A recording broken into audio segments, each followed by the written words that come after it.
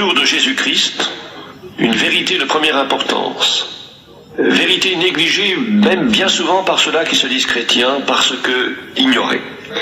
D'où la nécessité de remettre en lumière ce qui constitue un enseignement biblique, une vérité à connaître. Les premiers chrétiens savaient quelle était l'espérance liée à leur conversion, comme le témoigne le texte suivant. Vous vous êtes convertis à Dieu en abandonnant les idoles pour servir le Dieu vivant et vrai et pour attendre des cieux son Fils, qu'il a ressuscité des morts, Jésus, qui nous délivre de la colère à venir. Texte de 1 Thessaloniciens, chapitre 1, verset 9. L'apôtre Paul leur dit qu'ils se sont convertis à Dieu pour attendre son Fils. Quelle simplicité dans ces mots, mais aussi quelle glorieuse espérance. Le verbe « attendre » révèle que quelqu'un doit venir ou revenir, sinon, pourquoi attendre? Et puisqu'il y a attente, c'est que quelqu'un a promis de venir ou annoncer sa venue. Or, la seconde venue de Jésus est mentionnée de nombreuses fois dans la parole de Dieu. Le Nouveau Testament contient à lui seul 318 versets qui parlent de ce retour, soit 1 sur 20. Nous en examinerons plusieurs et nous découvrirons des précisions remarquables en ce qui concerne les circonstances devant précéder, suivre ou accompagner ce retour. Cette étude doit vous rendre conscient de la gravité des temps dans lesquels nous vivons. Croyez que Jésus-Christ va revenir, vivez pour lui sur cette terre, afin de vivre pour lui, avec lui, dans l'au-delà. Le retour de Jésus-Christ, c'est une certitude absolue. Une telle conviction n'est pas le produit de l'imagination. Elle est fondée sur les Saintes Écritures, qu'il suffise d'écouter les citations suivantes. Matthieu chapitre 16 verset 27, le Fils de l'homme doit venir dans la gloire de son Père avec ses anges. Il doit venir. Personne ne pourra faire obstacle à ce retour. Dieu en a décidé ainsi. Ce retour de Jésus-Christ est une nécessité dans le plan divin. Cette nécessité est rappelée par ce texte de l'Épître aux Hébreux. Encore un peu de temps, celui qui doit venir viendra et il ne tardera pas. Hébreux chapitre 10 verset 37. Il doit venir. Il viendra. Pas de conditionnel. Il n'y a pas de peut-être. C'est le futur, la certitude inébranlable. Retour également garanti par la promesse même de Jésus. Je reviendrai et je vous prendrai avec moi. Et Jean chapitre 14 verset 3. Et c'est du ciel où il est monté qu'il reviendra, ainsi que cela est affirmé dans l'Épître aux Thessaloniciens. Le Seigneur lui-même, à un signal donné, descendra du ciel. 1 Thessaloniciens chapitre 4 verset 16. Il reviendra de la même manière qu'il y est monté, affirmèrent les anges aux apôtres le jour de l'ascension. Ce Jésus qui a été enlevé au ciel du milieu de vous viendra de la même manière que vous l'avez vu allant au ciel. Actes chapitre 1 verset 11. Et ces paroles venaient confirmer celles de Jésus. Vous verrez le Fils de l'homme venant sur les nuées du ciel. Matthieu chapitre 26 verset 64. Nous pourrions multiplier les citations, mais celles-ci suffisent amplement pour nous convaincre de la certitude, de la réalité de ce retour. Cependant, la grande question qui préoccupe ceux qui croient à toute la parole de Dieu est celle de la date de ce grand avènement. Déjà, avant même que Jésus quitte notre terre, ses disciples désiraient savoir quand il reviendrait pour rétablir toutes choses, instaurer son royaume. Dis-nous quand cela arrivera-t-il, et quel sera le signe de ton avènement et de la fin du monde? Fut leur demande anxieuse. Matthieu chapitre 24 verset 3. Et le Seigneur leur rappelait à plusieurs reprises que l'heure demeurera inconnue jusqu'à la fin. Matthieu 24 verset 42-44. Il se contentera même de révéler à l'apôtre Jean dans le livre de l'Apocalypse, et comme pour clore la Bible, je viens bientôt. Dernière et sublime promesse, dernier scellé de la certitude. Cependant, dans ces sermons eschatologiques, qui contiennent de nombreux détails en ce qui concerne les faits relatifs à son apparition, il indique quels seront les signes précurseurs et annonciateurs de son retour. L'imminence de ce retour est prouvée par les signes. Et c'est dans les évangiles de Matthieu chapitres 24 et 25, Marc, chapitre 13 et Luc, chapitre 17 et chapitre 21, que se trouve mentionnée la majorité des signes. En considérant leurs accomplissements, ces signes affermiront notre foi en la certitude du retour de Jésus-Christ et permettront de déduire quelle est la proximité de ce retour. Analysons-les. Les tremblements de terre.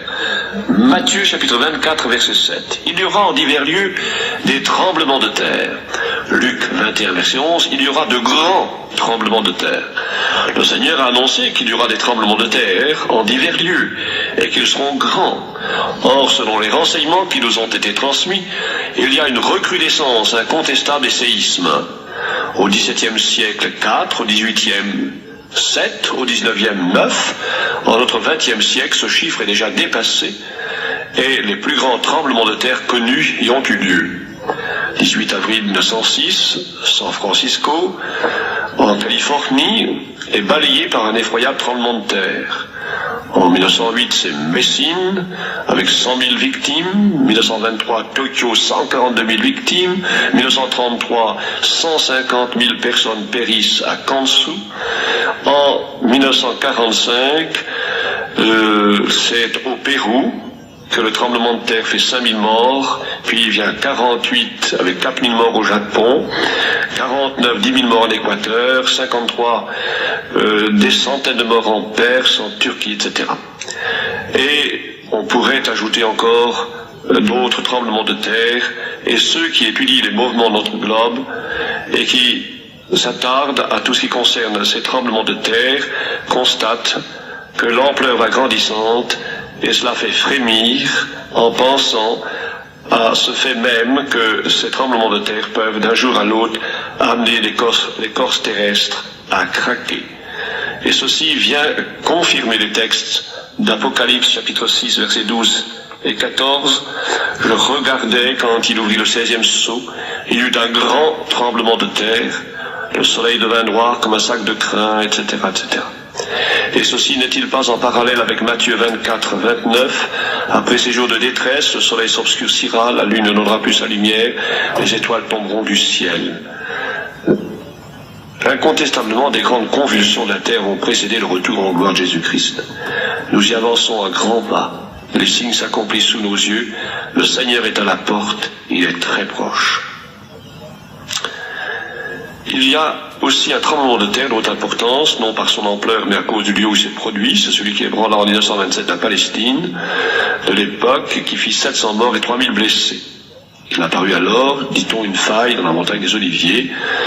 Et n'est-ce pas le prélude de l'accomplissement de cette prophétie de la Bible en Zacharie, chapitre 14, verset 4, en ce qui concerne le retour de Jésus, ses pieds se poseront ce jour-là sur la montagne des Oliviers qui est vis-à-vis de Jérusalem, du côté de l'Orient. La montagne des Oliviers se fendra par le milieu, à l'Orient et à l'Occident, il se formera une très grande vallée.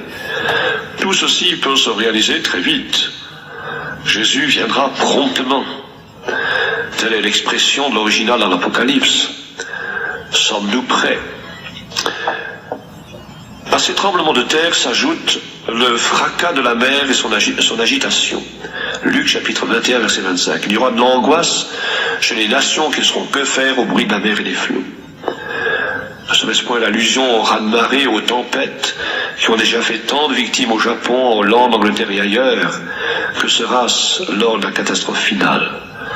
Les royaumes du monde vont être ébranlés et détruits pour faire place au royaume de Christ, affirment les Écritures. Les villes et nations vont s'écrouler, le temps est court, Jésus va bientôt revenir, l'attendons-nous.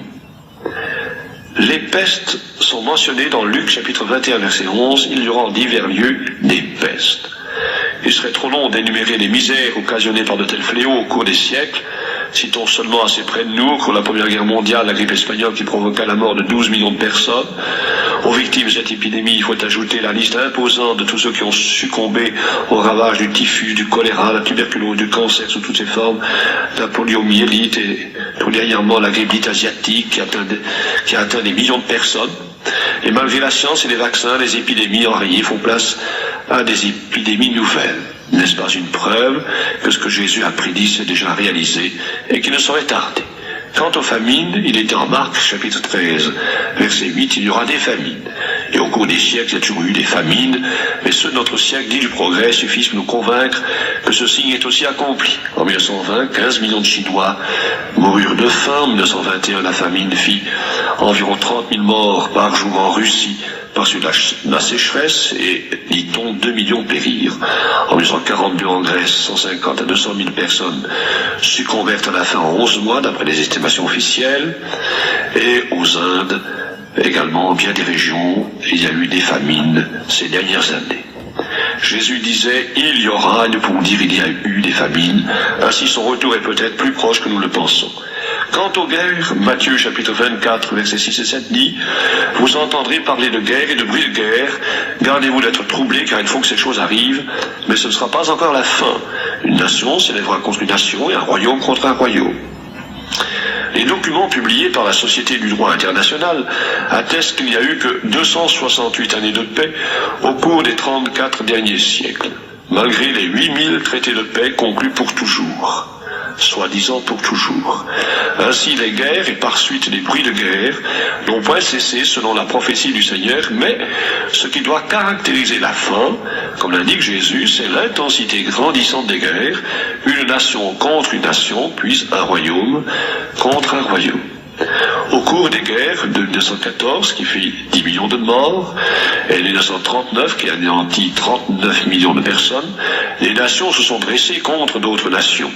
Mais l'heure vient où maintenant ce sont des royaumes, appelés en notre langage moderne des blocs, qui se préparent à s'affronter pour une effroyable guerre qui, selon le savant Einstein, détruira par les armes atomiques les 2/3 des habitants du globe. Les temps que nous vivons sont donc significatifs. Nul doute, Jésus va apparaître dans un très proche avenir.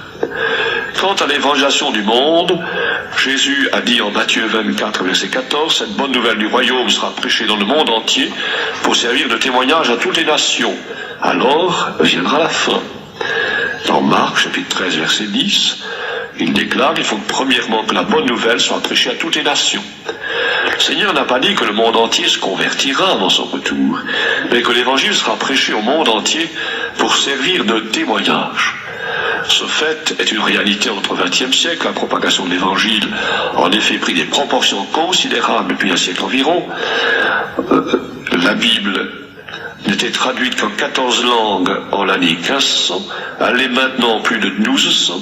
C'est actuellement le livre le plus diffusé, plus d'1 milliard dans le monde entier, textes complets ou portions de textes, et de courageux missionnaires sont parvenus à faire pénétrer l'évangile au Tibet, en Arabie, en Amazonie, etc., dans des contrées où personne jusqu'alors n'avait eu la possibilité de s'y aventurer.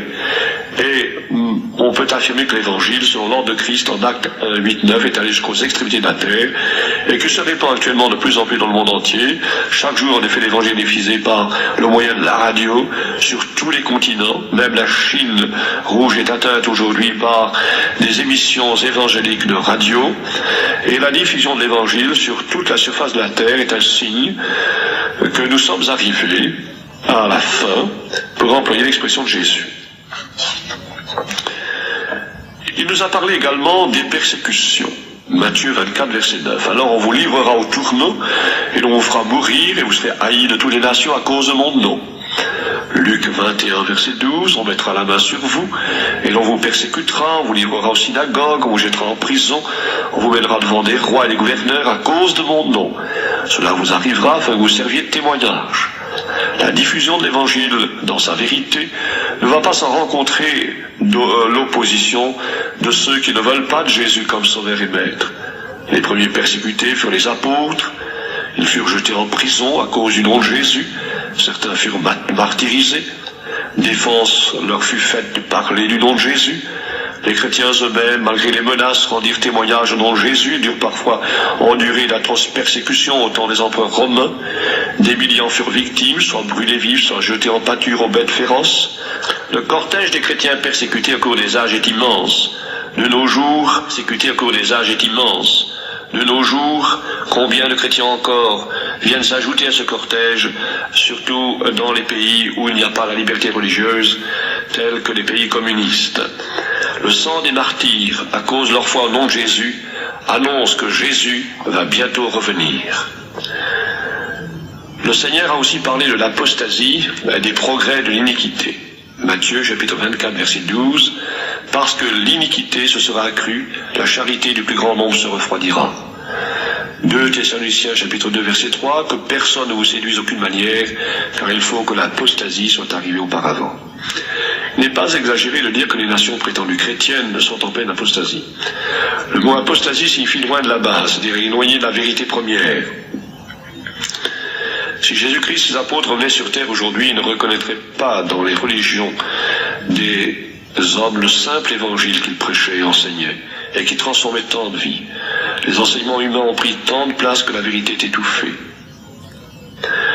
Les hommes aujourd'hui aiment le plaisir plus que Dieu, même en se disant chrétiens. Ils ne possèdent plus que l'apparence de la piété, reniant l'unique efficacité, Jésus-Christ. L'abandon de la foi se constate dans le monde religieux de toute nation, et particulièrement en Suède et dans des pays qui se disent chrétiens, où l'on constate maintenant un recul par rapport à la foi, un recul énorme, une iniquité va grandissante, les lieux de plaisir débordent, des milliards sont dépassés dans les jeux, l'alcool, les bals, les théâtres. Et quelqu'un a dit, aujourd'hui l'église c'est le cinéma, les dieux et les déesses sont les stars.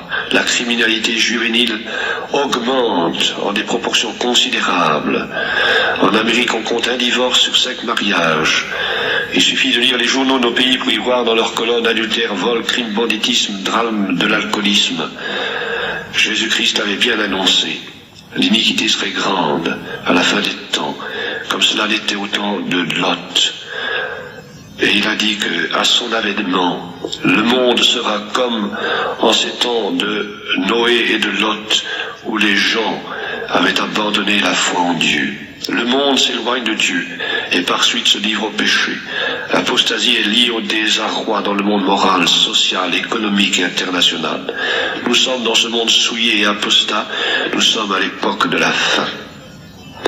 Quant au faux Christ, il est écrit dans Matthieu 24, verset 23, c'est Jésus lui-même qui parle et qui dit, « Si quelqu'un vous dit alors, le Christ est ici, ou il est là, ne le croyez pas, car il s'élèvera de faux Christ et de faux prophètes, ils feront de grands prodiges et des miracles au point de séduire, s'il était possible, même les élus. Voici, je vous l'ai annoncé d'avance. Si donc on vous dit, voici, il est dans le désert, n'y allez pas. Voici, il est dans les chambres, ne le croyez pas, car comme l'éclair part de l'Orient et se montre jusqu'en Occident, ainsi sera l'avènement du Fils de l'homme. » Depuis la venue du vrai Messie, Jésus notre Sauveur, mort sur le calvaire pour la rémission de nos péchés, de faux Messies ont existé à travers les siècles. Les premiers et deuxième siècles en ont connu nombreux, mais ne citons que ceux de notre temps. Aux États-Unis, par exemple, un noir s'est fait appeler Père divin, se proclamant être le Messie, attestant qu'il était descendu dans la ville de Harlem au sein d'un nuage de fumée. De nombreux adeptes l'adorent. Aux Indes, il y a aussi un faux Christ qui a pris le nom de Krishna Venta et passé par l'Europe, accompagné sa femme Ruth. En France, le 25 décembre 1950, un homme, Georges Roux, retraité des postes dans le milieu de la France, à Montfavet, s'est déclaré aussi être un messie. Il a fait de la propagande dans les villes. Sur ses affiches et ses tracts, on pouvait lire ce qui suit. Hier, Jésus de Nazareth. Aujourd'hui, Georges de Montfavet, mais toujours le Christ. Écoute la merveilleuse nouvelle, le Christ est à nouveau parmi nous. Évidemment, tout cela se passe de commentaires. Qu'il me soit permis cependant de citer encore celui-là que j'ai rencontré à Jérusalem, et qui se disait aussi être le Christ revenu sur terre. Il me disait qu'il était là à Jérusalem depuis des années. C'est un juif venant de Roumanie, et il affirmait être Jésus qui allait entrer bientôt dans son règne. Et c'est alors qu'à la fin de la conversation, au bout d'une heure de conversation, quand je lui ai demandé, mais Jésus doit revenir avec son épouse, et comment comprenez-vous cela? Il m'a dit, mon épouse est à Paris, elle s'appelle Madeleine. Et c'est ainsi nous nous rendons compte qu'il y a des hommes qui veulent se faire passer pour le Christ et qui sont complètement en dehors de toute la vérité biblique, mais il en est d'autres qui, sans en arriver jusque-là, se disent cependant aussi être le Christ, comme ces Juifs qui sont aux États-Unis et qui doivent venir, dit-on, régner à Jérusalem et qui possèdent une puissance qu'ils ont découverte capable de détruire tous les ennemis d'Israël. Les faux Christ sont là, preuve que le vrai Christ a dit la vérité et que nous vivons les moments extraordinaires de la fin des temps. Mais le fait marquant qui est le plus important, c'est la libération de Jérusalem et le rassemblement du peuple d'Israël. Parlant de la destruction de Jérusalem qui arrivera en 70, le Seigneur annonça à propos des Israélites: ils tomberont sur le tranchant de l'épée, ils seront emmenés captifs parmi toutes les nations, et Jérusalem sera foulée aux pieds par les nations, jusqu'à ce que les temps des nations soient accomplis. Lorsque les troupes romaines envahirent la Palestine en 70, 1 100 000 Juifs périrent sous les coups de Titus, 900 000 survivants furent vendus en Égypte sur les marchés d'Alexandrie, Jérusalem fut détruite, le temple incendié par les 100 000 soldats romains, l'État juif fut définitivement anéanti par les Romains en 132-135, il y eut à cette époque encore 500 000 morts, et l'empereur Adrien fit passer la charrue sur l'emplacement du temple, accomplissant ainsi la parole du Seigneur: il ne restera pas pierre sur pierre qui ne soit renversée. Les Juifs survivants et leurs descendants connurent à travers le monde de dures persécutions annoncées par les prophètes. Et après les massacres qui se sont déroulés à travers les siècles passés, nous citerons le plus tragique, celui de la dernière guerre, où environ 6 millions de Juifs ont péri dans les camps de concentration. Le fait qu'Israël ait subsisté au travers des traitements si effroyables est un vrai miracle et ne peut pas ne pas attirer notre attention. Les Juifs sont à la face du monde, une preuve vivante de la vérité des prophéties, un signe incontestable de la fin des temps. Leur dispersion dans le monde était annoncée depuis longtemps par les prophètes. Jérémie chapitre 9 et 29, Deutéronome chapitre 4. Et cette dispersion eut lieu déjà avant la venue de Jésus-Christ. Après la mort de Christ, presque tous les Juifs furent chassés du pays et Jérusalem fut foulée aux pieds par les nations. Mais voici que le retour d'Israël était également annoncé. Jérémie chapitre 16, verset 14, on dira: l'Éternel est vivant, lui qui a fait monter les enfants d'Israël du pays du septentrion et de tous les pays où il les avait chassés. Je les ramènerai dans leur pays que j'avais donné à leur père. Voir aussi Ézéchiel 34, 38, Ésaïe 49 et 60. Et nous assistons à l'accomplissement de ces prophéties. Depuis 1917, les Juifs retournent vers leur pays. À cette date, il n'y avait que 60 000 Juifs environ en Israël. En 1939, 420 000. Actuellement, plus de 3 millions. L'État juif existe, maintenant, connu sous le nom d'État d'Israël. Et les Israélites y affluent sans arrêt. Depuis le 15 mai 1948, l'État d'Israël a été proclamé par le président Ben Gurion. Jésus avait annoncé que Jérusalem ne serait plus foulée par les nations. Il y a eu la guerre des 6 jours en 1967. Et le 7 juin 1967, Jérusalem n'était plus foulée par les nations. Jérusalem était entre les mains d'Israël. Et comme le disait le maire de Tel Aviv, Jérusalem ne forme plus qu'une seule ville maintenant. Il n'y a plus la vieille ville et la nouvelle ville, il y a simplement Jérusalem. Et il disait entre autres ceci: nous voulons faire de Jérusalem la plus belle corbeille de fleurs du monde. Jérusalem est donc maintenant la capitale d'Israël et foulée par le peuple d'Israël. Le temps des nations est donc maintenant à sa fin. Le Seigneur ne saurait tarder. Une question se pose: si nous savons maintenant que le Seigneur est très proche, qu'il va bientôt revenir, puisque les signes annoncés sont accomplis ou en voie d'accomplissement, nous pouvons nous poser cette question: mais pourquoi Jésus-Christ va-t-il revenir? Il faut noter 3 points. Premièrement, pour délivrer les siens, selon 1 Thessaloniciens chapitre 4, versets 16 et 17. Et cela avant la manifestation de sa colère, c'est ce qui est habituellement appelé l'enlèvement de l'Église. Deuxièmement, il revient pour juger le monde pécheur, c'est-à-dire manifester sa colère avant d'établir son royaume. 2 Thessaloniciens chapitre 1, versets 7 et 8, Apocalypse chapitre 6, versets 12 à 17. Troisièmement, il revient pour établir son règne de justice et de paix, c'est-à-dire le millénium ou l'âge d'or. Ésaïe chapitre 2, chapitre 9, Zacharie chapitre 9, Psaume 72, Daniel chapitre 7, etc. Et parlons maintenant donc de ce premier point, l'enlèvement de l'Église. L'Écriture sainte parle de 4 enlèvements. Le premier, l'enlèvement d'Enoch, Enoch fut enlevé pour qu'il ne vît point la mort et qu'il ne parut plus parce que Dieu l'avait enlevé. Car avant son enlèvement, il avait reçu le témoignage qu'il était agréable à Dieu. Genèse 5, verset 2, Hébreux 11, verset 5. Deuxièmement, l'enlèvement d'Élie, dans un char de feu. 2 Rois, chapitre 2. Troisièmement, l'enlèvement de Jésus. Ce Jésus qui a été enlevé du milieu de vous viendra de la même manière que vous l'avez vu allant au ciel. Actes, chapitre 1, versets 9 à 10. Quatrièmement, l'enlèvement de l'Église de Christ. Voici en effet ce que nous vous déclarons d'après la parole du Seigneur. Nous les vivants, restés pour l'avènement du Seigneur, nous ne devancerons pas ceux qui sont morts. Car le Seigneur lui-même, un signal donné, à la voix d'un archange et au son de la trompette de Dieu, descendra du ciel. Et les morts en Christ ressusciteront premièrement. Ensuite, nous les vivants, qui serons restés, nous serons tous ensemble enlevés, avec eux, sur des nuées, à la rencontre du Seigneur dans les airs. Et ainsi nous serons toujours avec le Seigneur. C'est le texte de 1 Thessaloniciens, chapitre 4, versets 16 et 17. Selon l'enseignement de l'Écriture, cet enlèvement des convertis se fera de la manière suivante. Tout d'abord, dans les airs.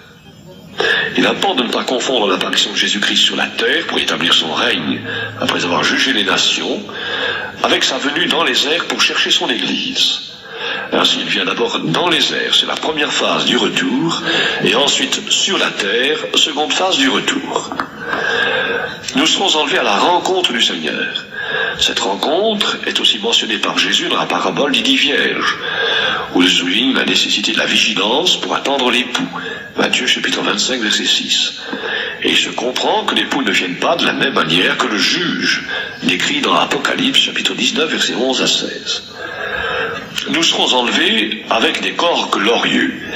La chair et le sang ne peuvent hériter le royaume de Dieu. La corruption n'hérite pas la corruptibilité, déclare la parole de Dieu. Et c'est pourquoi nous serons changés, car il faut que ce corps corruptible revête l'incorruptibilité, que ce corps mortel revête l'immortalité. C'est ce qu'enseigne l'apôtre Paul dans 1 Corinthiens, chapitre 15, versets 51-53.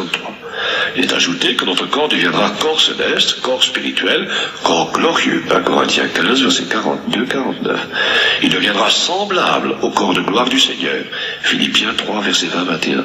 Ce sera alors ce que l'Écriture appelle la rédemption de notre corps. Romains chapitre 8, verset 23. Nous serons, au moment de cet enlèvement, à la rencontre du Seigneur, semblables au Seigneur lui-même. Bien-aimés, nous sommes maintenant enfants de Dieu, écrit l'apôtre Jean, et ce que nous serons n'a pas encore été manifesté. Mais nous savons que, lorsque cela sera manifesté, nous serons semblables à lui, parce que nous le verrons tel qu'il est. 1 Jean chapitre 3, verset 2. Et tout cela, cette transformation de notre corps, cet enlèvement, se fera en un instant. Le mot instant dans 1 Corinthiens 15-52, c'est le mot grec atomo, soit en traduction moderne, atomiquement, dans une fraction de temps si petite qu'elle ne peut pas être divisée. Aucun avertissement préalable, ceux des Saintes Écritures suffisent. À nous d'être prêts pour cet enlèvement lorsqu'il se produira. L'enlèvement se fera avant la colère de l'agneau. Dans le livre de l'Apocalypse, l'expression colère de l'agneau se rencontre à diverses reprises. Cette colère doit venir sur le monde pécheur. Apocalypse 6, 12, 17 dit ceci: cachez-vous devant la face de celui qui est assis sur et devant la colère de l'agneau, car le grand jour de sa colère est venu, et qui peut subsister? Puis encore sous texte d'Apocalypse 19, verset 15, il foulera la cuve du vin de l'ardente colère du Dieu Tout-Puissant.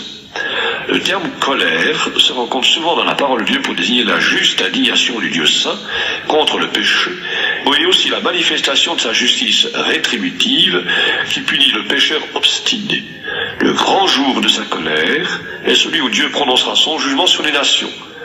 Le jour de colère n'est que pour les enfants de colère, car Dieu n'a pas destiné ses enfants à la colère, mais à l'acquisition du salut par Jésus-Christ.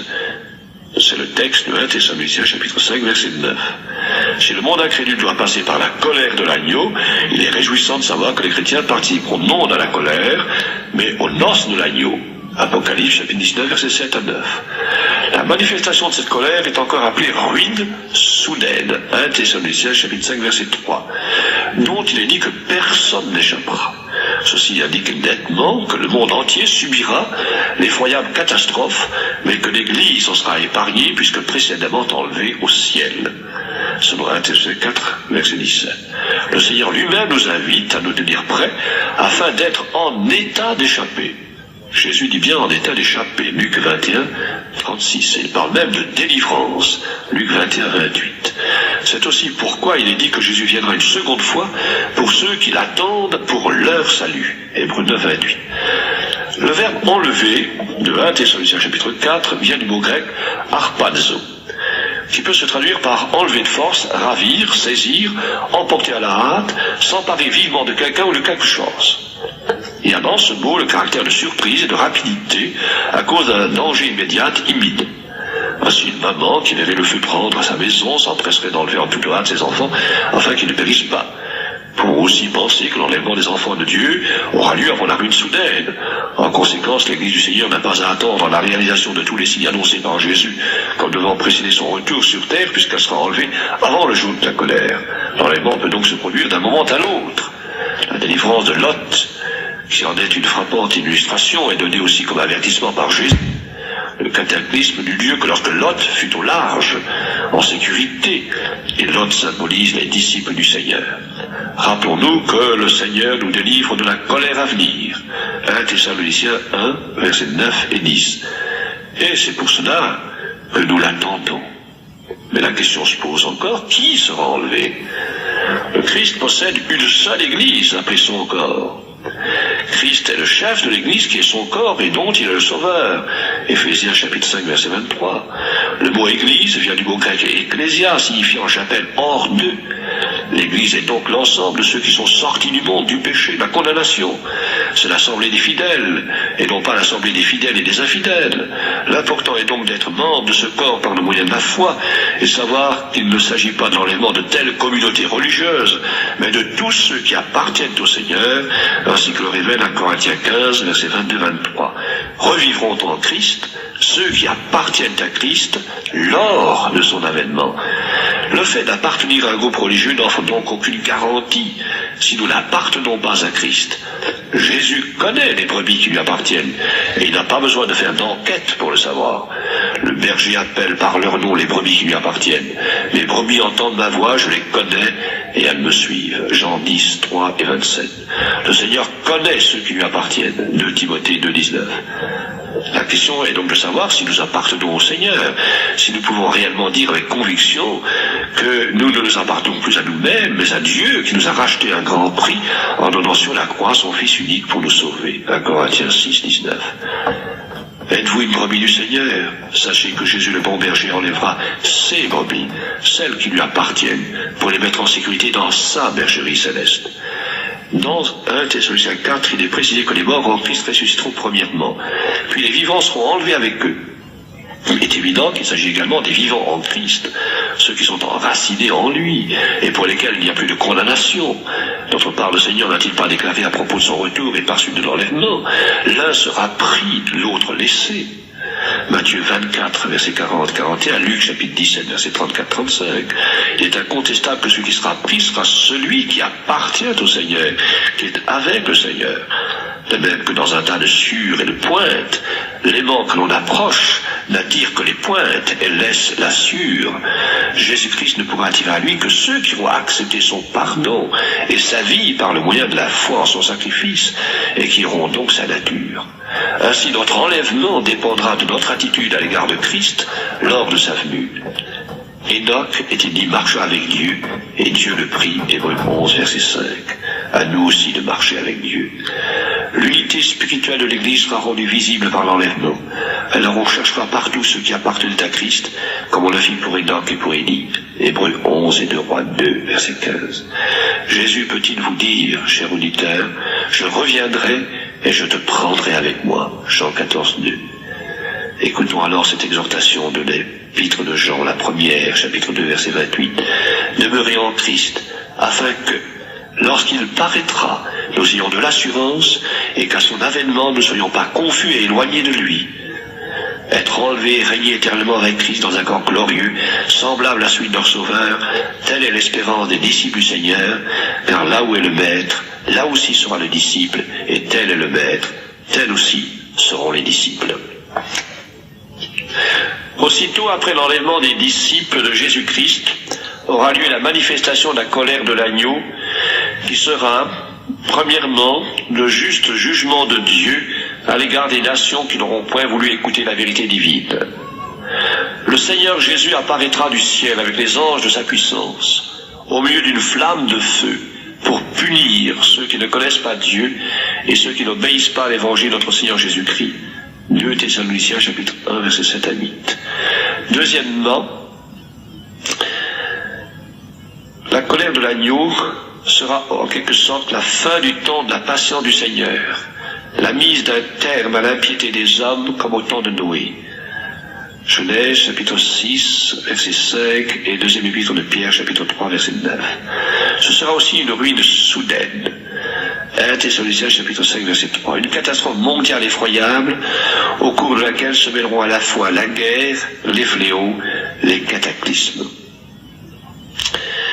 Ce sera donc une ruine soudaine des nations, une gigantesque catastrophe mondiale atomique. Parmi les signes annonciateurs du moment de la fin, Jésus-Christ a mentionné la guerre entre deux royaumes. Un royaume s'élèvera contre un royaume. Et de nos jours, les petites nations sont passées à l'arrière-plan. Elles demeurent les spectatrices du terrible jeu auquel se livrent les grandes puissances du monde. Puissances communément appelées des blocs. Et aujourd'hui, le monde vit dans une telle situation qu'il est effaré à la pensée de la possibilité d'un affrontement entre ces grands blocs. Et notamment, on a divisé le monde en deux blocs, l'un occidental, l'autre oriental, ou comme on dit, l'un capitaliste, l'autre communiste. Et il est nécessaire que nous nous appuyions sur les révélations des livres prophétiques pour comprendre quel peut être, dans les temps qui viennent, le déroulement des événements.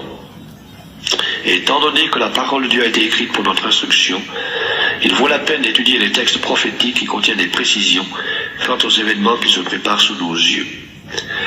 Et il est bon d'examiner de près le chapitre 38 d'Ézéchiel, dans lequel les exégètes ont découvert depuis de nombreuses années des révélations qui semblent coordonner parfaitement avec les événements que nous vivons et qui décrivent les deux grands royaumes du monde avec leurs alliés. Le premier royaume, dans Ézéchiel 38.2, est présenté comme ceci. Fils de l'homme, tourne ta face vers Gog, au pays de Magog, vers le prince de Roche, de Méshec et de Tubal. Gog, c'est un titre mongolien signifiant tsar ou Kaiser. Il concerne donc, semble-t-il, le chef de la Russie soviétique. D'ailleurs, n'est-il pas écrit au verset 7, prépare-toi, tiens-toi prêt, toi et toute ta multitude assemblée autour de toi, sois leur chef. Magog. Il est écrit au pays de Magog. Ce nom se trouve dans Genèse 10.2. Les fils de Japheth, lui-même fils de Noé, furent Gomer, Magog. C'était un nom sémite. Il a donné naissance à la race des Scythes, peuple barbare, pour la plupart nomades, du nord-est de l'Europe et du nord-ouest de l'Asie. Au chapitre 38, verset 15 du livre d'Ézéchiel, il est aussi écrit « Alors tu partiras de ton pays, des extrémités du septentrion, toi et tes nombreux peuples avec toi, tous montés sur des chevaux. » Ce verset apporte aussi une précision quant à ce royaume, car le septentrion est considéré ici par rapport à l'État d'Israël, pays du prophète. Il s'agirait donc bien de la Russie.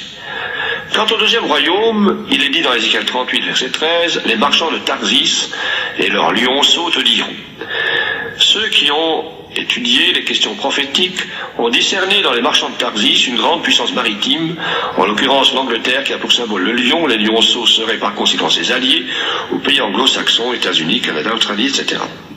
Le prophète Daniel dit au chapitre 11 de son livre, verset 40, « Au temps de la fin, le roi du Midi, son bloc occidental anglo-saxon, se heurtera contre le roi du Nord, bloc oriental soviétique. À son fil, tous les peuples de l'Orient seront présents.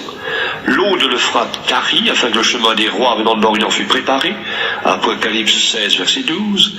Et Daniel 11, 44, « Des nouvelles de l'Orient viendront l'effrayer. Le péril jaune sera réalité, déjà menaçant. Et toutes les nations seront dans la bataille. J'ai résolu de rassembler les nations pour répandre sur eux toute l'ardeur de ma colère est-il écrit dans Sophonie chapitre 3 verset 8. Vous pouvez aussi lire Zacharie chapitre 12, 14 et Apocalypse chapitre 16 verset 14 à 16. À ce moment-là, quand il y aura cet affrontement de ces deux royaumes, ce sera la ruine soudaine, non pas seulement de ces deux royaumes, mais de toutes les nations. Les armes seront redoutables.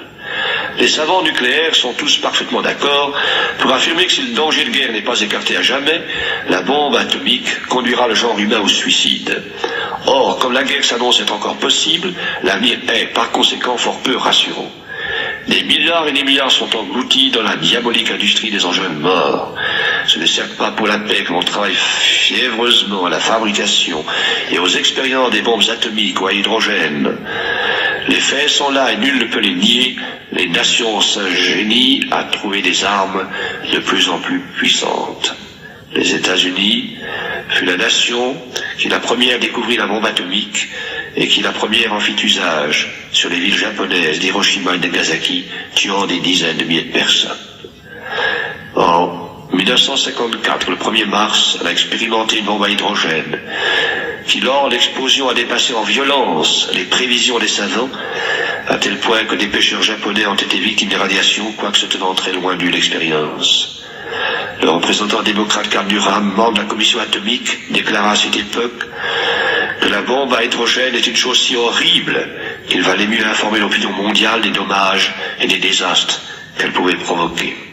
Les savants estiment tout à fait possible que la réalisation d'une bombe à hydrogène d'une puissance équivalente à celle de 100 millions de tonnes de trinitrotoluène a de quoi faire sauter le Mont Blanc.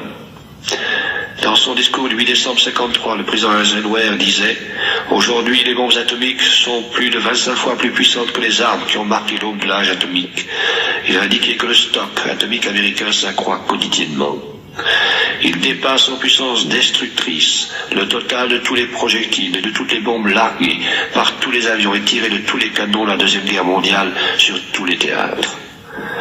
La Russie stocke aussi ses bombes atomiques à hydrogène et en fait exploser, en expérimente. Les Russes possèdent non seulement ces bombes, mais encore des moyens beaucoup plus terribles qui peuvent atteindre n'importe quel point du globe en quelques minutes.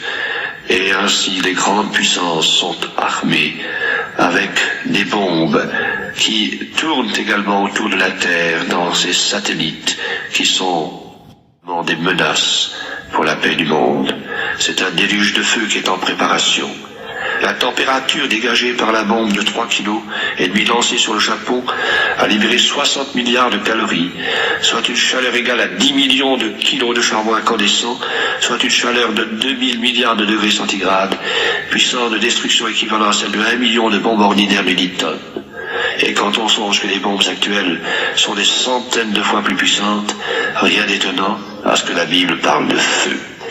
Les cieux et la terre d'à présent sont gardés et réservés pour le feu, pour le jour du jugement et de la ruine des hommes impies. 2 Pierre chapitre 3. Le tiers de la terre fut brûlé. Apocalypse 8. Les hommes furent brûlés par une grande chaleur. Apocalypse 16, verset 9. J'enverrai le feu dans Magog et parmi ceux qui habitent en sécurité les îles. Ézéchiel 39, 6. Ainsi donc on prépare maintenant, partout dans les usines, partout dans les grandes puissances, des bombes de mort, des engins de mort. On parle même du rayon de la mort, de cette bombe capable de tuer tous les habitants d'une ville en laissant intacts tous les immeubles. Nous vivons des temps tragiques et les sous-marins atomiques qui sillonnent les fonds des mers sont maintenant équipés de fusées Polaris, chargées également de ces bombes nucléaires capables de frapper n'importe où et n'importe quand. Que la réalité évidente de la fin des temps des nations détermine en nous la décision de croire fermement en Jésus-Christ et de le suivre fidèlement, car les temps que nous vivons sont extrêmement sérieux. Mais à quel moment peut se produire cette ruine soudaine des nations? Quelle en sera l'origine? D'une part, ce qui a toujours été à l'origine de toutes les guerres, l'ambition, les intérêts économiques, stratégiques, mais d'autre part, selon l'Écriture, une source précise, Israël. Et voici quelques textes qui nous amènent à penser cela. Ézéchiel 38:8. Dans la suite des années, tu marcheras contre le pays, dont les habitants échappés à l'épée auront été rassemblés d'entre plusieurs peuples sur les montagnes d'Israël. Ce texte précise qu'il s'agit d'une attaque contre les Juifs échappés à l'épée. Nous savons qu'à leur présence, les Juifs, notamment la plupart des Juifs d'Europe, ayant échappé à l'horrible persécution du national-socialisme allemand, ont rejoint leur pays d'Israël. Au verset 11 du même chapitre 38 d'Ézéchiel, tu diras, je monterai contre un pays ouvert, je fondrai sur des hommes tranquilles. Au verset 12, j'irai faire du butin et me livrer au pillage, porter la main sur des ruines maintenant habitées, sur un peuple recueilli du milieu des nations. Aucun doute, toutes ces prophéties s'éclairent à la lumière des événements, il s'agit bien d'Israël. Et voici une autre précision, au verset 16 du chapitre 38 d'Ézéchiel. Tu t'avanceras contre mon peuple d'Israël. Et Daniel 11:41, il, le roi du Nord, entrera dans le plus beau des pays, soit Israël. Israël, objet de la convoitise des nations, sera le point de départ de la prochaine catastrophe mondiale. La haine contre le peuple d'Israël existe toujours dans le monde. Au psaume 83, il est écrit « Exterminons-les, qu'on ne se souvienne plus d'Israël ». Zacharie, chapitre 12, verset 3, « Toutes les nations s'assembleront contre Jérusalem ». Ce sera l'effroyable paroxysme de l'antisémitisme. Et selon le prophète Jérémie, chapitre 30, verset 7, ce sera un temps d'angoisse pour Jacob, un temps de détresse selon Daniel 12, 1, temps d'oppression exprimé par le mot grec traduit par tribulation et mentionné par Jésus. Il y aura une grande tribulation. Matthieu chapitre 24, versets 21 et verset 29. Ainsi donc, Israël doit plus que jamais attirer notre attention, car c'est dans le Proche-Orient qu'a débuté l'histoire de notre humanité, c'est là qu'est né Israël et Jésus, c'est là que se déroulera la fin de notre civilisation et que reviendra Jésus. Mais lors de la colère de l'agneau, la guerre ne sera pas le seul tourment des hommes, quoiqu'elle soit une conséquence de la révolte des hommes contre Dieu et par suite un châtiment. Les hommes se détruiront les uns les autres avec plus d'atrocité que dans les précédentes guerres, puisqu'ayant inventé les engins plus meurtriers, et ils subiront ainsi les conséquences tragiques de leur égarement. Comme cela est écrit dans Ézéchiel 38, 21, Agé 2, verset 21, et 22, Zacharie chapitre 11, verset 6, etc. Et à la guerre se joindront les justes châtiments venant directement de Dieu. Ainsi, concernant le feu, il est dit « Je ferai pleuvoir du feu et du soufre sur lui et sur ses troupes ».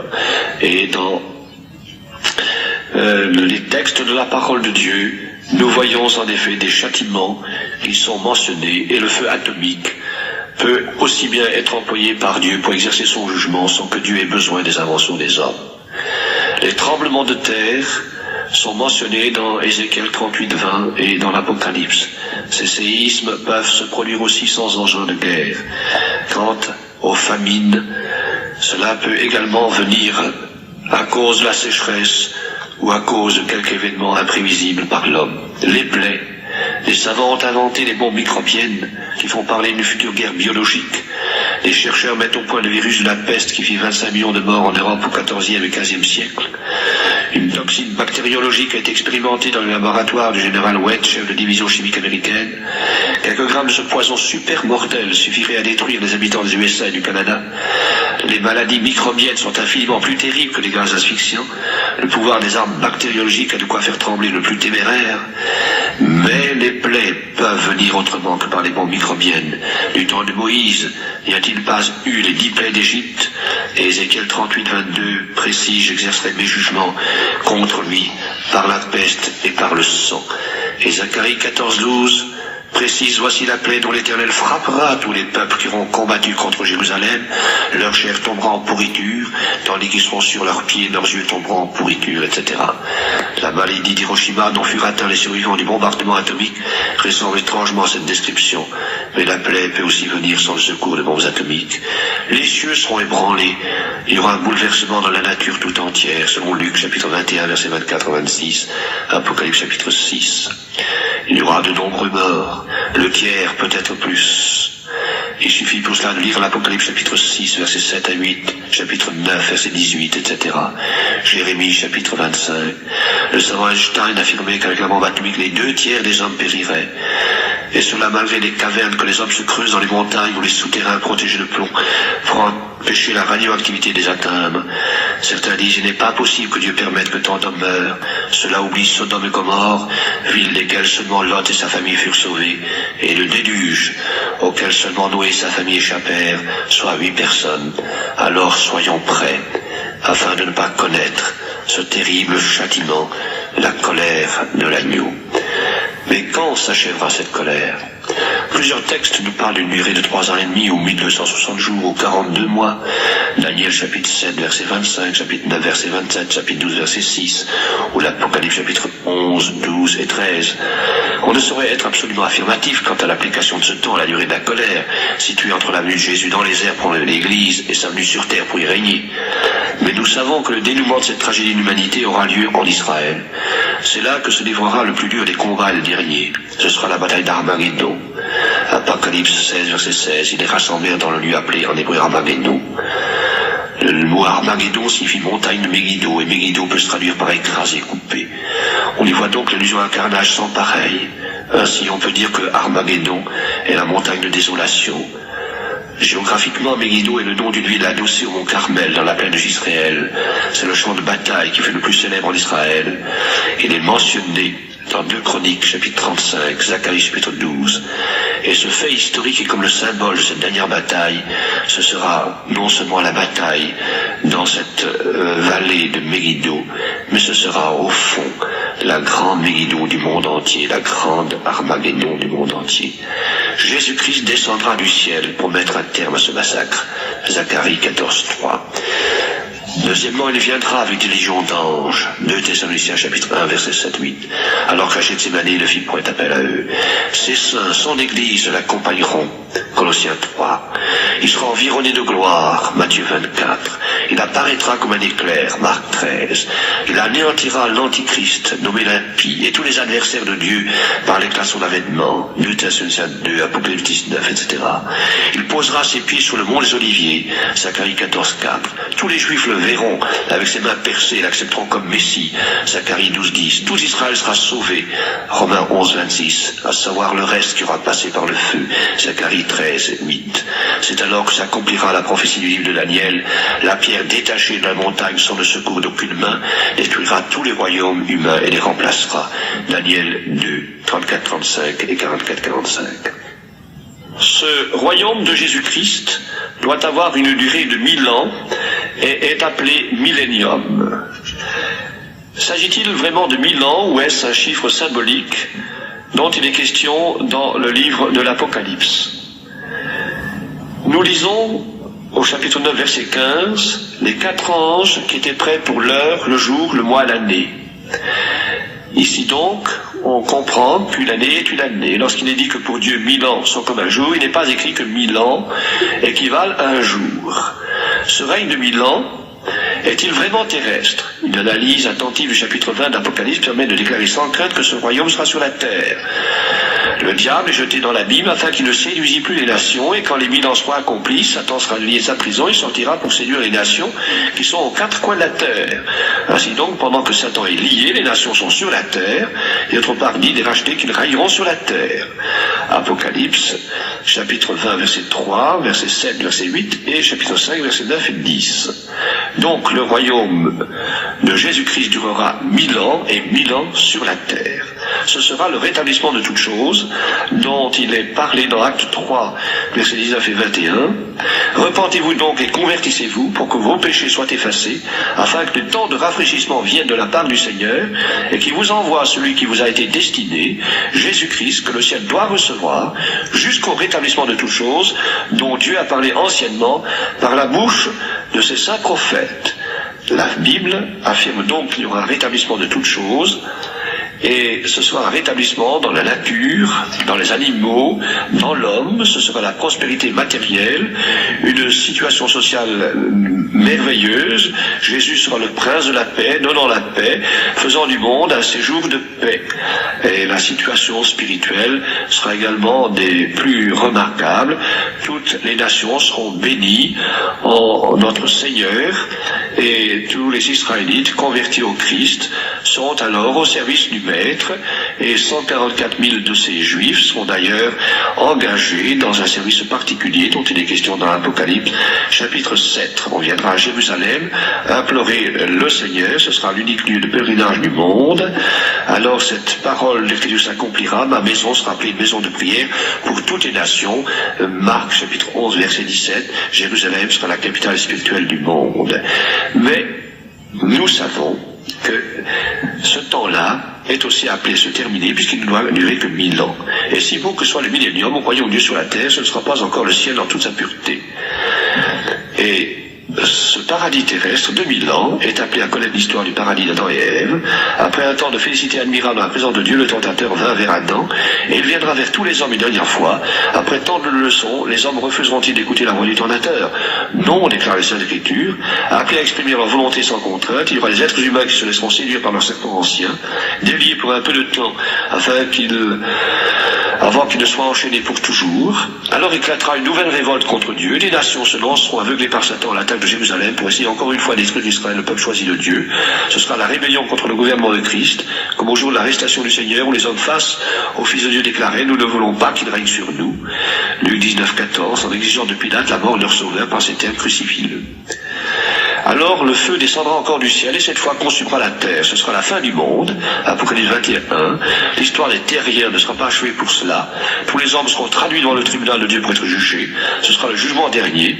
Puis les hommes seront plongés dans l'éternité de l'infini, soit loin de Christ, soit avec Christ, selon l'attitude qu'ils ont eue à son égard sur la terre. Alors c'est à nous de savoir maintenant quelle est notre position vis-à-vis de Jésus-Christ. Jésus-Christ reviendra, c'est une certitude. Vous prendra-t-il avec lui? Soyez prêts maintenant pour aller à sa rencontre. Des menaces pour la paix du monde. C'est un déluge de feu qui est en préparation.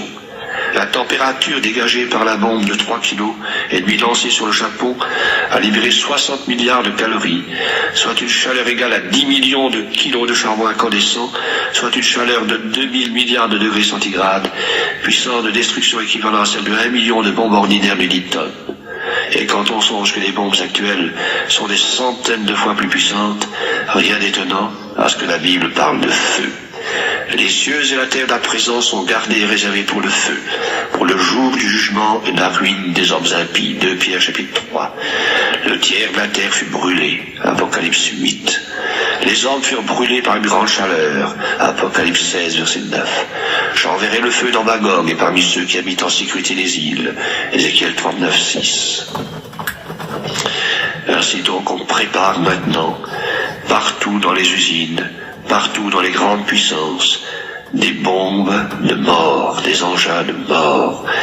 On parle même du rayon de la mort, de cette bombe capable de tuer tous les habitants d'une ville en laissant intacts tous les immeubles.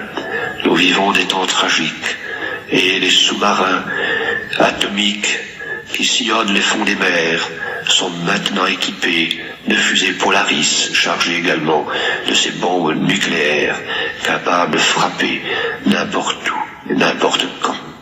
Que la réalité évidente de la fin des temps des nations détermine en nous la décision de croire fermement en Jésus-Christ et de le suivre fidèlement, car les temps que nous vivons sont extrêmement sérieux. Mais à quel moment peut se produire cette ruine soudaine des nations? Quelle en sera l'origine? D'une part, ce qui a toujours été à l'origine de toutes les guerres, l'ambition, les intérêts économiques, stratégiques, mais d'autre part, selon l'Écriture, une source précise, Israël. Et voici quelques textes qui nous amènent à penser cela. Ézéchiel 38:8. Dans la suite des années, tu marcheras contre le pays, dont les habitants échappés à l'épée auront été rassemblés d'entre plusieurs peuples sur les montagnes d'Israël. Ce texte précise qu'il s'agit d'une attaque contre les Juifs échappés à l'épée. Nous savons qu'à l'heure présente, les Juifs, notamment la plupart des Juifs d'Europe, ayant échappé à l'horrible persécution du national-socialisme allemand, ont rejoint leur pays d'Israël. Au verset 11 du même chapitre 38 d'Ézéchiel, tu diras, je monterai contre un pays ouvert, je fondrai sur des hommes tranquilles. Au verset 12, j'irai faire du butin et me livrer au pillage, porter la main sur des ruines maintenant habitées, sur un peuple recueilli du milieu des nations. Aucun doute, toutes ces prophéties s'éclairent à la lumière des événements, il s'agit bien d'Israël. Et voici une autre précision, au verset 16 du chapitre 38 d'Ézéchiel. Tu t'avanceras contre mon peuple d'Israël. Et Daniel 11:41, il, le roi du Nord, entrera dans le plus beau des pays, soit Israël. Israël, objet de la convoitise des nations, sera le point de départ de la prochaine catastrophe mondiale. La haine contre le peuple d'Israël existe toujours dans le monde. Au psaume 83, il est écrit « Exterminons-les, qu'on ne se souvienne plus d'Israël ». Zacharie, chapitre 12, verset 3, « Toutes les nations s'assembleront contre Jérusalem ». Ce sera l'effroyable paroxysme de l'antisémitisme. Et selon le prophète Jérémie, chapitre 30, verset 7, ce sera un temps d'angoisse pour Jacob, un temps de détresse, selon Daniel 12, 1, temps d'oppression exprimé par le mot grec traduit par tribulation et mentionné par Jésus. Il y aura une grande tribulation. Matthieu chapitre 24, versets 21 et verset 29. Ainsi donc, Israël doit plus que jamais attirer notre attention, car c'est dans le Proche-Orient qu'a débuté l'histoire de notre humanité, c'est là qu'est né Israël et Jésus, c'est là que se déroulera la fin de notre civilisation et que reviendra Jésus. Mais lors de la colère de l'agneau, la guerre ne sera pas le seul tourment des hommes, quoiqu'elle soit une conséquence de la révolte des hommes contre Dieu et par suite un châtiment. Les hommes se détruiront les uns les autres avec plus d'atrocité que dans les précédentes guerres, puisqu'ayant inventé des engins plus meurtriers, et ils subiront ainsi les conséquences tragiques de leur égarement. Comme cela est écrit dans Ézéchiel 38, 21, Agé 2, verset 21, et 22, Zacharie chapitre 11, verset 6, etc. Et à la guerre se joindront les justes châtiments venant directement de Dieu. Ainsi, concernant le feu, il est dit, je ferai pleuvoir du feu et du soufre sur lui et sur ses troupes. Et dans les textes de la parole de Dieu, nous voyons en effet des châtiments qui sont mentionnés, et le feu atomique peut aussi bien être employé par Dieu pour exercer son jugement sans que Dieu ait besoin des inventions des hommes. Les tremblements de terre sont mentionnés dans Ézéchiel 38, 20 et dans l'Apocalypse. Ces séismes peuvent se produire aussi sans engin de guerre. Quant aux famines, cela peut également venir à cause de la sécheresse ou à cause de quelque événement imprévisible par l'homme. Les plaies. Les savants ont inventé les bombes microbiennes qui font parler d'une future guerre biologique. Les chercheurs mettent au point le virus de la peste qui fit 25 millions de morts en Europe au XIVe et XVe siècle. Une toxine bactériologique a été expérimentée dans le laboratoire du général Wedge, chef de division chimique américaine. Quelques grammes de ce poison super mortel suffiraient à détruire les habitants des USA et du Canada. Les maladies microbiennes sont infiniment plus terribles que les gaz asphyxiants. Le pouvoir des armes bactériologiques a de quoi faire trembler le plus téméraire. Mais les plaies peuvent venir autrement que par les bombes microbiennes. Du temps de Moïse, n'y a-t-il pas eu les 10 plaies d'Égypte? Et Ézéchiel 38, 22 précise, j'exercerai mes jugements contre lui par la peste et par le sang. Et Zacharie 14, 12 précise, voici la plaie dont l'Éternel frappera tous les peuples qui auront combattu contre Jérusalem. Leur chair tombera en pourriture, tandis qu'ils seront sur leurs pieds, leurs yeux tomberont en pourriture, etc. La maladie d'Hiroshima dont furent atteints les survivants du bombardement atomique ressemble étrangement à cette description, mais la plaie peut aussi venir sans le secours de bombes atomiques. Les cieux seront ébranlés, il y aura un bouleversement dans la nature tout entière, selon Luc chapitre 21, versets 24 à 26, Apocalypse chapitre 6. Il y aura de nombreux morts, le tiers, peut-être plus. Il suffit pour cela de lire l'Apocalypse chapitre 6, versets 7 à 8, chapitre 9, verset 18, etc. Jérémie chapitre 25. Le savant Einstein affirmait qu'avec la bombe atomique, les 2/3 des hommes périraient. Et cela malgré les cavernes que les hommes se creusent dans les montagnes ou les souterrains protégés de plomb pour empêcher la radioactivité de les atteindre. Certains disent qu'il n'est pas possible que Dieu permette que tant d'hommes meurent. Cela oublie Sodome et Gomorrhe, villes desquelles seulement Lot et sa famille furent sauvés, et le déluge, auquel seulement Noé et sa famille échappèrent, soit 8 personnes. Alors soyons prêts, afin de ne pas connaître ce terrible châtiment, la colère de l'agneau. Mais quand s'achèvera cette colère? Plusieurs textes nous parlent d'une durée de 3 ans et demi, ou 1260 jours, ou 42 mois. Daniel chapitre 7, verset 25, chapitre 9, verset 27, chapitre 12, verset 6, ou l'Apocalypse chapitre 11, 12 et 13. On ne saurait être absolument affirmatif quant à l'application de ce temps à la durée de la colère, située entre la venue de Jésus dans les airs pour enlever l'Église et sa venue sur terre pour y régner. Mais nous savons que le dénouement de cette tragédie de l'humanité aura lieu en Israël. C'est là que se livrera le plus dur des combats et le dernier. Ce sera la bataille d'Armageddon. Apocalypse 16, verset 16, ils les rassemblèrent dans le lieu appelé en hébreu Armageddon. Le mot Armageddon signifie montagne de Megiddo, et Megiddo peut se traduire par écrasé, coupé. On y voit donc l'allusion à un carnage sans pareil. Ainsi, on peut dire que Armageddon est la montagne de désolation. Géographiquement, Megiddo est le nom d'une ville adossée au mont Carmel, dans la plaine de Jisraël. C'est le champ de bataille qui fait le plus célèbre en Israël. Il est mentionné dans 2 Chroniques, chapitre 35, Zacharie, chapitre 12. Et ce fait historique est comme le symbole de cette dernière bataille. Ce sera non seulement la bataille dans cette vallée de Megiddo, mais ce sera au fond la grande Megiddo du monde entier, la grande Armageddon du monde entier. Jésus-Christ descendra du ciel pour mettre un terme à ce massacre. Zacharie 14, 3. Deuxièmement, il viendra avec des légions d'anges. 2 Thessaloniciens chapitre 1, verset 7-8. Alors qu'à Gethsémani, il fit point appel à eux. Ces saints, son église, l'accompagneront. Colossiens 3. Il sera environné de gloire. Matthieu 24. Il apparaîtra comme un éclair. Marc 13. Il anéantira l'antichrist, nommé l'impie, et tous les adversaires de Dieu par l'éclat de son avènement. 2 Thessaloniciens 2, Apocalypse 19, etc.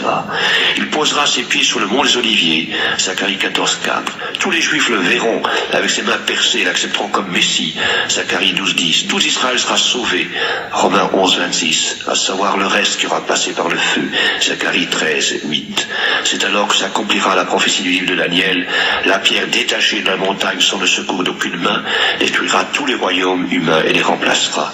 Daniel 2, 34, 35 et 44, 45. Ce royaume de Jésus-Christ doit avoir une durée de 1000 ans et est appelé millénium. S'agit-il vraiment de 1000 ans ou est-ce un chiffre symbolique dont il est question dans le livre de l'Apocalypse? Nous lisons au chapitre 9, verset 15, les 4 anges qui étaient prêts pour l'heure, le jour, le mois, l'année. Ici donc, on comprend qu'une année est une année. Lorsqu'il est dit que pour Dieu 1000 ans sont comme un jour, il n'est pas écrit que 1000 ans équivalent à un jour. Ce règne de 1000 ans est-il vraiment terrestre? Une analyse attentive du chapitre 20 d'Apocalypse permet de déclarer sans crainte que ce royaume sera sur la terre. Le diable est jeté dans l'abîme afin qu'il ne séduisit plus les nations, et quand les 1000 ans seront accomplis, Satan sera lié à sa prison et sortira pour séduire les nations qui sont aux 4 coins de la terre. Ainsi donc, pendant que Satan est lié, les nations sont sur la terre, et d'autre part dit des rachetés qu'ils régneront sur la terre. Apocalypse, chapitre 20, verset 3, verset 7, verset 8, et chapitre 5, verset 9 et 10. Donc le royaume de Jésus-Christ durera 1000 ans et 1000 ans sur la terre. Ce sera le rétablissement de toutes choses dont il est parlé dans Acte 3, versets 19 et 21. Repentez-vous donc et convertissez-vous pour que vos péchés soient effacés, afin que le temps de rafraîchissement vienne de la part du Seigneur et qu'il vous envoie celui qui vous a été destiné, Jésus-Christ, que le ciel doit recevoir, jusqu'au rétablissement de toutes choses dont Dieu a parlé anciennement par la bouche de ses saints prophètes. La Bible affirme donc qu'il y aura un rétablissement de toutes choses, et ce sera un rétablissement dans la nature, dans les animaux, dans l'homme. Ce sera la prospérité matérielle, une situation sociale merveilleuse. Jésus sera le prince de la paix, donnant la paix, faisant du monde un séjour de paix. Et la situation spirituelle sera également des plus remarquables.